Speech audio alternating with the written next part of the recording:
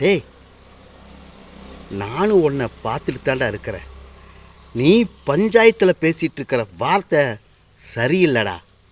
இந்த எலும்பு இல்லாத நாக்கு எப்படி வேணாலும் பேசுங்கிறத உனக்கு தெரியாதா?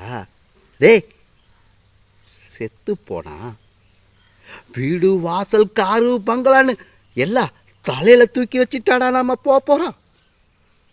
இல்லைடா, ஒரு மனுஷனுக்கு தேவை அவன் மான மரியாதையை. அந்த மான மரியாதையை காப்பாற்றிட்டு போகிறவன் தான்டா மனுஷன்.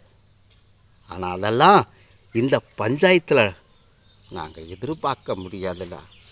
போதுண்டா சாமி, உங்கள் சாவகாசமே எங்களுக்கு வேணாண்டா. அப்பா, இந்த பஞ்சாயத்தில் நீங்கள் என்ன முடிவு சொல்கிறீங்களோ அதுக்கு கட்டுப்படுற ஐயா. ஆனால் அது நியாயமாக இருக்கணும். அநியாயம்னு தீர்ப்பு சொன்னீங்கன்னா சத்தியமாய் இந்த உசுறு இந்த பூமியில் போயிரும் ஐயா, போயிரும்.